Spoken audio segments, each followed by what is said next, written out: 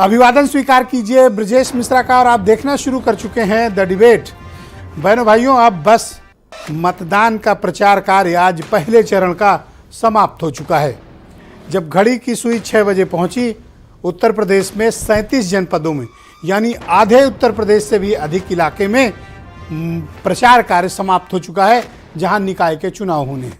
इस फेज में तकरीबन 3 करोड़ वोटर वोट करने जा रहा है। वो भी उत्तर प्रदेश का, जो किसी भी बड़े से बड़े राज्य के मुकाबले ज़्यादा बड़ा है। तो उत्तर प्रदेश में चुनाव की अहमियत को आप समझिए। मुकाबला बहुत दिलचस्प है, बहुत कड़ा है और 2022 की तरह एकदम डायरेक्ट है। आज की परिचर्चा इसी विषय पर होने वाली है। बहन भाइयों, उत्तर प्रदेश में निकाय चुनाव का प्रचार का कार्य पहले चरण का आज समाप्त हो चुका है। ये चुनाव बहुत ही दिलचस्प है। बिसात बीत चुकी है। जिसको जितनी तिकड़म लगानी थी लगा चुका है। और पहले चरण में इस बार 1-2 नहीं बल्कि 37 जनपद हैं, 37, यानी आधे उत्तर प्रदेश में 4 तारीख की सुबह वोटिंग होने जा रही है। ये कई मायनों में बहुत ही महत्वपूर्ण है। ये इसलिए भी महत्वपूर्ण है क्योंकि 2022 के बाद भारतीय जनता पार्टी और समाजवादी पार्टी की सीधी टकराहट का ये पहला आम चुनाव है। और विशेष तौर पर शहरी इलाकों में है, जहां दोनों पार्टियों की इज्जत, प्रतिष्ठा और उनका वोट बैंक दांव पर लगा हुआ है। क्या होने जा रहा है इस निकाय चुनाव में? आपने देखा होगा बहनों भाइयों, भारतीय जनता पार्टी और समाजवादी पार्टी ने अपना सर्वस्व दांव पे लगा दिया इस चुनाव में। इन दोनों दलों में एक खूबी है कि ये दोनों डटकर लड़ते हैं और आमने सामने लड़ते हैं और एक दूसरे की बिल्कुल विपरीत विचारधारा के दल हैं। इसलिए इनके पॉलिटिकल क्लैशेज, इनके पॉलिटिकल कार्यक्रमों में एक अजब सा माहौल बनता है, चाहे वो बीजेपी का हो और चाहे वो समाजवादी पार्टी का। प्रचार अभियान से कांग्रेस और मायावती की पार्टी दूर रही। आम आदमी पार्टी ने फिर भी प्रचार कार्यक्रमों में बढ़ चढ़कर अपनी पार्टी की क्षमता के हिसाब से हिस्सा लिया। लेकिन उत्तर प्रदेश में क्या होने जा रहा है, ये इस चुनाव में भी आप सबने ये बात बहुत ढंग से महसूस कर ली होगी कि इस बार का चुनाव भी सीधा है, बिल्कुल डायरेक्ट, आमने सामने, आर पार। किसके बीच? भारतीय जनता पार्टी और समाजवादी पार्टी के बीच।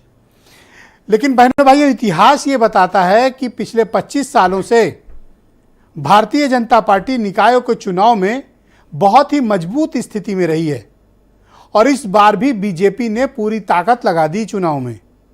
और ताकत छोटी मोटी नहीं, पूरी क्षमता के साथ बीजेपी चुनाव लड़ रही है। वहीं समाजवादी पार्टी के पास भी जितनी क्षमता थी उन्होंने भी लगा ली। तो इस चुनाव का परिणाम क्या होगा, इसमें मुद्दे क्या रहे? इस चुनाव में जो सबसे बड़ा मुद्दा उभर कर सामने आया, जिसको बीजेपी ने एक्सीलरेट किया, बीजेपी ने जिसको बढ़ाया, माफिया, मिट्टी में मिला देंगे, सबका हिसाब होगा। अपोजिशन ने नाली, सड़क, खड़ंजा, अतिक्रमण, ट्रैफिक का मुद्दा उठाया। बीजेपी की तमाम कोशिशों के बावजूद विपक्ष उनकी पिच पर खेलने नहीं आया। इस बात को लेकर बीजेपी में थोड़ी मायूसी है। विपक्ष उस ट्रैक में आया नहीं जो गेंद बीजेपी डालती रही है। तो इस बार का ये चुनाव नगर निकाय का बहुत मायनों में बहुत ही महत्वपूर्ण है, जो कई बार बहुत ही इतिहास रचने वाला होगा। बीजेपी का एसिड टेस्ट है क्योंकि सारी इज्जत, पद, प्रतिष्ठा और सीट उसी की दांव पर लगी हुई है। विपक्ष के पास निकाय चुनाव में खोने के लिए कुछ है नहीं। विपक्ष के पास इसके पहले 2017 में भी कुछ नहीं था और विपक्ष के पास इस चुनाव में भी, निकाय चुनाव में विशेष तौर पर होने के लिए कुछ भी नहीं है। समाजवादी पार्टी के पास तो एक भी सीट नहीं थी। बीएसपी के पास 2 थी, लेकिन बीएसपी का जो लड़ने का पैटर्न है इस बार बिल्कुल डिफरेंट है। बीएसपी का गेम साफ दिख रहा है। हम जीते ना जीते, तुम्हें जीतने नहीं देंगे। तुम्हें मतलब समाजवादी पार्टी, ये कंफर्म है बिल्कुल। और ये उनकी नेता खुलेआम कहती हैं। मैं कोई सीक्रेट आपको बात नहीं बता रहा हूं, ना कोई रॉकेट साइंस बता रहा हूं। कांग्रेस जिस प्रकार से इस चुनाव में अपने आप को अलग थलग पा रही है और कांग्रेस में जिस प्रकार से भगदड़ मची हुई है, कांग्रेस ने जितना निकाय चुनाव को अगंभीरता से लिया, ये बड़ा हैरान करता है बहनों भाई। कई बार तो बड़ा अचरज में डालता है कि कोई एक पॉलिटिकल पार्टी ने पूरा का पूरा ग्राउंड ही छोड़ दिया है। इसके पीछे के कारण और तर्क नहीं समझ में आ रहे। हार जीत डेमोक्रेसी में का एक हिस्सा है। एक चुनाव लड़ते हैं, 2 चुनाव हारते हैं, 3 चुनाव जीतते हैं, 6 चुनाव हारते हैं, पार्ट है। बट कांग्रेस के खेमे में जबरदस्त मायूसी है। ये मायूसी का कारण खोजे कांग्रेस। आम आदमी पार्टी धीरे धीरे आगे बढ़ रही है, कोशिश कर रही है कि उत्तर प्रदेश में स्पेस बनाए। लेकिन जैसे कि मैंने कहा कि उत्तर प्रदेश बड़ा डिफरेंट टाइप का प्रदेश है। यहाँ मुद्दे से अधिक वोट बैंक, जातियाँ, पॉलिटिकल इक्वेशंस, कौन किसको जिता सकता है, कौन किसको हरा सकता है। यूपी में मुद्दे कम, एक जिताने के लिए वोट होता है, एक हराने के लिए वोट होता है। इसलिए यहाँ बड़ा वर्टिकल डिवीजन है। तो बीच वाली जो लॉबी है ना, वो यहाँ बड़ी छोटी है, 2-3% से अधिक की नहीं है। दूसरे राज्यों में आप पाते होंगे कि लोगों के पास एक ऑप्शन होता है। यहाँ ये है कि या तो हम बीजेपी को हराएंगे, या फिर एक पक्ष है जो कहता है हम समाजवादी पार्टी को हराएंगे। यहाँ इस मसले पर मतदान होता है। शहरी पैटर्न इस बार अब 2017 के बाद से बड़ी परिस्थितियां बदली हैं। बदली हुई परिस्थिति में सत्ता पक्ष और प्रतिपक्ष दोनों के लिए जबरदस्त चुनौतियां हैं। और मैं एक बात और कहता हूं, जनता के लिए भी चुनौती है।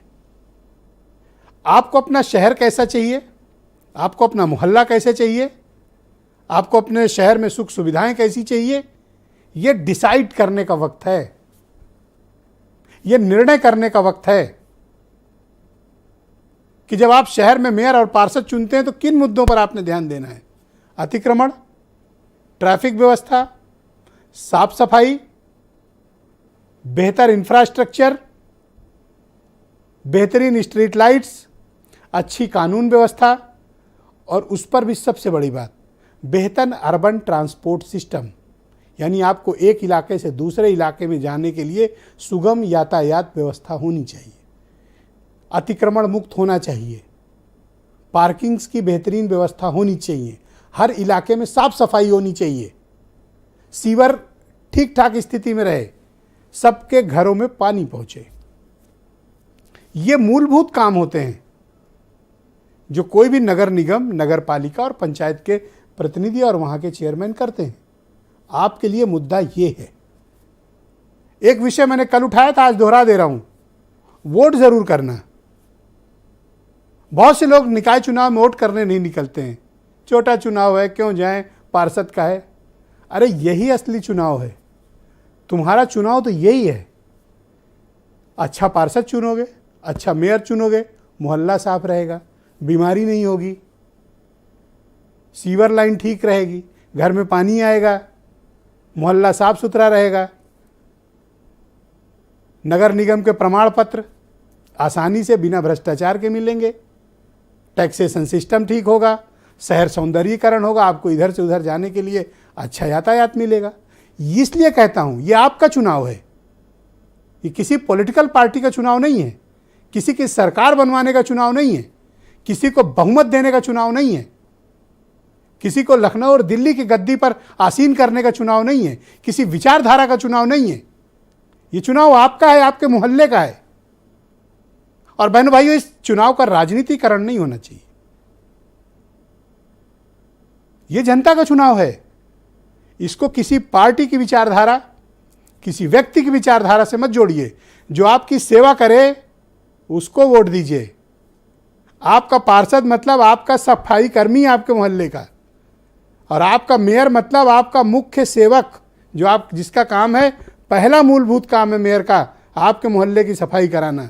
तो मेयर मतलब मुख्य सफाई कर्मी, मुख्य सेवक, शहर का सेवक, और पार्षद आपके मोहल्ले का सेवक है। इस भाव के साथ आप वोट करेंगे, और निश्चित वोट करिए। वोट के जरिए अपने मेयर और पार्षद चुनिए, ताकि अगले 5 साल आपको किसी तरह की कोई परेशानी का सामना ना करना पड़े, और फिर बैठ कर रोना भी न पड़े कि हमारे मोहल्ले में सफाई नहीं हुई। कुछ स्टेटमेंट सुन लें आप, फिर आज की डिबेट आगे बढ़ाएंगे।